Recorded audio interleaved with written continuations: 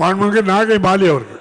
மாண்புமிகு பேரவைத் தலைவர் அவர்களே, ஆளுநர் உரைக்கு நன்றி தெரிவிக்கிற தீர்மானத்தின் மீது மார்க்சிஸ்ட் கம்யூனிஸ்ட் கட்சியின் சார்பில் என்னுடைய கருத்துக்களை இங்கே பதிவு செய்வதற்கான வாய்ப்பினை தந்த பேரவைத் தலைவர் அவர்களுக்கு முதலில் என்னுடைய நன்றியை நான் தெரிவித்துக் கொள்கிறேன்.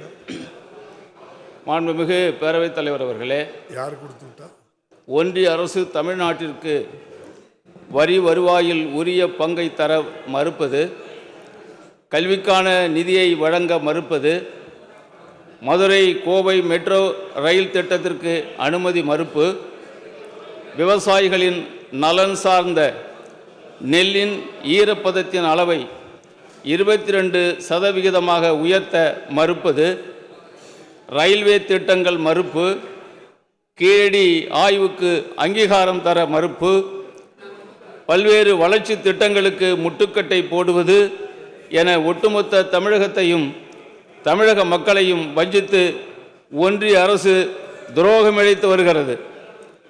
கார்ப்பரேட் நிறுவனங்களின் விருப்பத்திற்கு ஏற்ப தொழிலாளர்கள் போராடி பெற்ற சலுகைகளை பறிக்கும் விதத்தில் தொழிலாளர் விரோத 4 தொகுப்பு சட்டங்கள் அமலாக்கம், 100 நாள் வேலை திட்டத்தை ஒழித்து கட்டும் நோக்கோடு சட்ட திருத்தம், மகாத்மா காந்தியின் பெயர் நீக்கம், சிறுபான்மையினர் மீதான தாக்குதல்கள், பட்டியலின பழங்குடி மக்கள் மீது தாக்குதல்கள், பெண்கள் சிறுமிகள் மீது தாக்குதல்கள், புதிய கல்விக் கொள்கை என்ற பெயரில் ஏழை எளிய மாணவர்களின் கல்வி மீது தாக்குதல்கள் என அடுக்கடுக்கான தாக்குதலை ஒன்றிய அரசு தொடுத்து வருகிறது.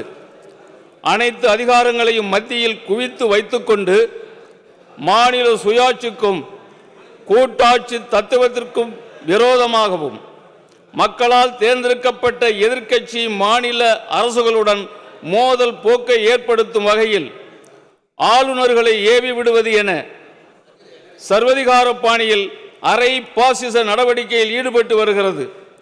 இதற்கு எதிராக நாடு முழுவதும் உழைப்பாளி மக்கள் போராடி கொண்டிருக்கின்றனர். ஒன்றிய அரசின் தமிழக விரோத போக்கிற்கும் எதேச்சதிகார நடவடிக்கைகளுக்கும் 2026 தமிழக மக்கள் கட்டாயம் தக்க பாடம் புகட்டுவார்கள். இந்திய அரசமைப்பு சட்டப்பிரிவு 17 படி மாநில அரசு தயாரித்துள்ள உரையை படிப்பதே கவர்னரின் கடமையாகும். ஆனால் கடந்த 4 ஆண்டுகளாக எதிர்க்கட்சி போன்று செயல்பட்டு வருகிறார். தமிழக சட்டப்பேரவை பாரம்பரியமாக கடைபிடிக்கும் மரபை மாற்ற வேண்டும் என்று அடாவடித்தனம் செய்கிறார். தான் பிடித்த முயலுக்கு 3 கால் என்று அடம் பிடிக்கிறார். தமிழகத்தில் மட்டுமல்ல, கேரளா உள்ளிட்ட பாஜக அல்லாத எதிர்க்கட்சிகள் ஆளும் மாநிலங்களிலும் ஆளுநர்களின் செயல்பாடுகள் இப்படித்தான் மோசமாக இருக்கின்றன. தமிழக சட்டப்பேரவையின் 100 ஆண்டு காலம் மரபுகளையும் அதன் மாண்புகளையும் காக்கும் வகையில் ஆளுநரின் திட்டமிட்ட முயற்சிகளை முறியடித்து இந்த அவையில் மாண்புமிகு முதலமைச்சர் அவர்கள் மேற்கொண்ட நடவடிக்கைகளை மார்க்சிஸ்ட் கம்யூனிஸ்ட் கட்சியின் சார்பில் பாராட்டுகிறோம், வரவேற்கிறோம். ஆளுநர் உரையுடன் கூட்டம் துவங்கும் என்ற நடைமுறையை நீக்கும் வகையில் சட்டத்தை திருத்தும் நமது முதல்வரின் முயற்சியையும் நான் வரவேற்கிறேன். மக்களால் தேர்ந்தெடுக்கப்பட்ட மாநில அரசுடன் மோதல் போக்கை கடைபிடிக்கும் காலாவதியான ஆளுநரை உடனடியாக ஒன்றிய அரசு திரும்ப பெற வேண்டும் என்று நான் கேட்டுக்கொள்கிறேன். மாண்புமிகு பேரவைத் தலைவர் அவர்களே, அரசு ஊழியர்கள், ஆசிரியர்கள் பழைய ஓய்வூதிய திட்டத்தை அமல்படுத்த வேண்டும் என்று கடந்த 22 ஆண்டுகளுக்கு மேலாக தொடர்ந்து போராடி வந்தனர். அவர்களின் நியாயமான கோரிக்கைகளை நிறைவேற்றுவதற்கு பதிலாக கடந்த கால அரசு காவல்துறை மூலம் அடக்குமுறைகளை கட்டவிழ்த்து விட்டதை நாடறியும். இந்நிலையில் அரசு ஊழியர்கள், ஆசிரியர்களின் கோரிக்கைகளை நிறைவேற்றும் வகையில் பழைய பென்ஷன் திட்டத்தில் பெரும்பகுதியை நிறைவேற்றும் வகையில் தமிழ்நாடு உறுதியளிக்கப்பட்ட ஓய்வூதிய திட்டத்தை கொண்டு வந்துள்ள மாண்புமிகு முதலமைச்சர் அவர்களை நான் மனதார பாராட்டுகிறேன். அதே சமயம் ஓய்வு பெற்ற சத்துணவு ஊழியர்கள், அங்கன்வாடி ஊழியர்கள், ஆஷா உள்ளிட்ட திட்ட ஊழியர்களுக்கு குறைந்தபட்ச ஓய்வூதியம் வழங்கிட வேண்டும் என்று நான் கேட்டுக்கொள்கிறேன். மத நல்லிணக்கம், மக்கள் ஒற்றுமையில் சிறந்து விளங்கும் மாநிலம் தமிழகம். இதனை சீர்குலைக்க மதவெறி சக்திகள் திட்டமிட்ட முயற்சிகளை மேற்கொண்டு அவதூறுகளையும் பொய் புரட்டுகளையும் பரப்புகின்றனர். திருப்பரங்குன்றத்தை மையப்படுத்தி ஒரு அயோத்தியை உருவாக்குவோம் என்று கலவரத்தை தூண்டுகின்றனர். இந்த நிலையில் திருப்பரங்குன்றம் பிரச்சனையில் நமது மாண்புமிகு முதலமைச்சர் மின்னல் வேக தலையீட்டையும் சட்ட போராட்டத்தையும் மார்க்சிஸ்ட் கம்யூனிஸ்ட் கட்சியின் சார்பிலே நான் வரவேற்கிறேன். ஆளுநர் உரையில் இதுவரையில் தமிழக அரசு நிறைவேற்றியுள்ள பல்வேறு வாக்குறுதிகள், சமூக நலத் திட்டங்கள், சாதனைகள், குடிமனை பட்டா வழங்கல் உள்ளிட்ட பல்வேறு அம்சங்கள் இடம்பெற்றிருக்கின்றன.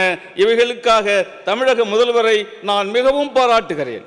அதே நேரத்தில் நீண்ட நாட்களாக போராடி வரும் மக்களின் கோரிக்கைகளையும் நிறைவேற்றி தர வேண்டும் என்று நான் கேட்டுக்கொள்கிறேன். இப்பொழுது நம்முடைய முதலமைச்சர் அவர்களெல்லாம் நான் அழைத்து பேசுவேன் என்று சொன்ன அந்த இனிப்பான செய்தி என்னுடைய காதுகளில் தேனாக இனிக்கிறது.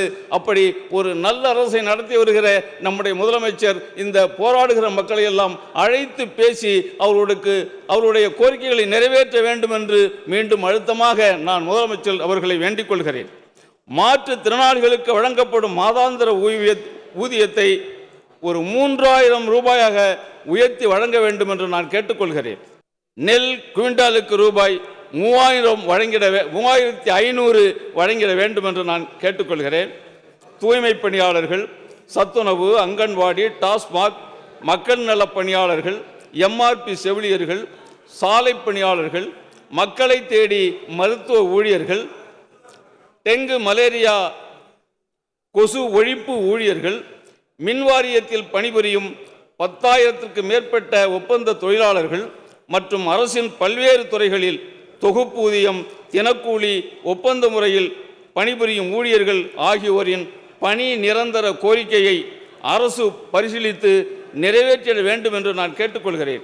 அதே போன்று மின்சாரத்துறையில் கேங்மேன் தொழிலாளர்களை உதவியாளர்களாக பணிமாற்றம் செய்தல், ஓய்வு பெற்ற போக்குவரத்து தொழிலாளர்களுக்கு உரிய காலத்தில் ஓய்வு கால பலன்கள், அகவேலைப்படி உயர்வு, ஒப்பந்த பேச்சுவார்த்தையில் ஒப்புக்கொண்டு 9 மாதமாக வழங்கப்படாமல் இருக்கும் அரியர்ஸ் தொகை, மின் பேருந்தை அரசே ஏற்று நடத்துவது, கிராம ஊராட்சியில் குடிநீர் மேல்நிலை நீர்த்தேக்க தொட்டி இயக்குபவர்களுக்கு அரசாணைப்படி அகவேலைப்படி வழங்குதல், நியாய விலக்கடை ஊழியர்களின் கோரிக்கைகள், சம வேலைக்கு சம ஊதியம் கேட்டு இடைநிலை ஆசிரியர்களின் போராட்டம், கல்லூரி பேராசிரியர்களுக்கு நிலுவையில் உள்ள பணி மேம்பாட்டு ஊதியம் வழங்குதல் போன்றவற்றையும் நிறைவேற்றி தர நமது அரசு முன்வர வேண்டும் என்று நான் கேட்டுக்கொள்கிறேன்.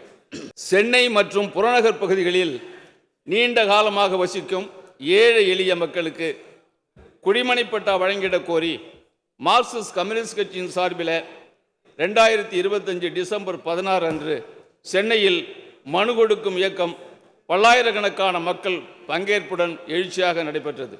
அன்றைய தினம் நமது மாண்புமிகு முதலமைச்சர் அவர்களை எங்கள் கட்சியினுடைய மாநில செயலாளர் தோழர் பே. சண்முகம், கட்சியினுடைய அரசியல் தலைமை குழு உறுப்பினர் தோழர் வாசுகி இவர்கள் தலைமையில் சந்தித்து இம்மக்களுக்கு பட்டா வழங்கிட வலியுறுத்திய போது தலைமைச் செயலாளர் தலைமையில் உயர்மட்ட குழு அமைத்து நடவடிக்கை எடுக்கப்படும் என்ற நமது மாண்புமிகு முதலமைச்சர் அவர்களின் அறிவிப்புக்கு முதலிலே நான் நன்றியை தெரிவித்துக் கொள்கிறேன். இதனை ஒட்டி சென்னை, திருவள்ளூர், செங்கல்பட்டு மாவட்ட கலெக்டர்கள், தாசில்தார்கள், நகர்ப்புற மேம்பாட்டு அதிகாரிகளிடம் பல ஆயிரம் மனுக்கள் பட்டா கேட்டு வழங்கப்பட்டுள்ளன. மாண்புமிகு முதலமைச்சர் அவர்கள் விரைவில் குழு அமைத்து இம்மக்களுக்கு பட்டா வழங்கிட வேண்டும் என்று நான் கேட்டுக்கொள்கிறேன். சாதி ஆணவ படுகொலைகளை தடுப்பதற்கு தனிச்சட்டம் என்பதை இந்த கூட்டத் தொடரில் அறிவிக்க வேண்டும் என்று நான் கேட்டுக்கொள்கிறேன். கனிம வளங்கள், மணல் குவாரிகள் போன்ற இயற்கை வளங்களை கொள்ளையடிப்பவர்கள் மீது உறுதியான நடவடிக்கை எடுக்க வேண்டும் என்று நான் கேட்டுக்கொள்கிறேன். அண்ணாமலை பல்கலைக்கழக பேராசிரியர்கள், ஊழியர்களின் நீண்ட நாள் கோரிக்கைகளை நிறைவேற்றிட அவர்களை அழைத்து பேசி இதற்கு ஒரு நிரந்தர தீர்வு காண வேண்டும் என்று நான் கேட்டுக்கொள்கிறேன். மாண்புமிகு தொழிலாளர் துறை அமைச்சர் அவர்களே, நமது சாம்சங் தொழிற்சங்க பிரச்சனையில் 27 தொழிற்சங்க தலைவர்களுக்கு இன்னும் பணி வழங்காமல் இழுத்தடிக்கப்பட்டு அவர்களை பழிவாங்குகிற போக்காக இதை நாங்கள் பார்க்கிறோம். ஆக உடனடியாக இவர்களுக்கு மீண்டும் வேலை வழங்குவதற்கு மாண்புமிகு தொழிலாளர் துறை அமைச்சர்கள் நடவடிக்கை எடுக்க வேண்டும் என்று இந்த நேரத்தில் நான் கேட்டுக்கொண்டு, எனது கீழ்வேளூர் தொகுதியில் அமைந்துள்ள வேளாண்மை கட்டிடம் கட்டுவதற்கு நிலம் கையகப்படுத்தப்பட்டிருக்கிறது. இந்த கல்லூரி கடந்த 4 ஆண்டு காலமாக வாடகை கட்டிடத்தில் இயங்கி வருகிறது. வாடகை கட்டிடமும் நாளுக்கு நாள் சிதலமடைந்து வருகிறது. உடனடியாக கட்டிடம் கட்டுவதற்கு நிதி ஒதுக்கீடு செய்து தருமாறு நான் கேட்டுக்கொள்கிறேன்.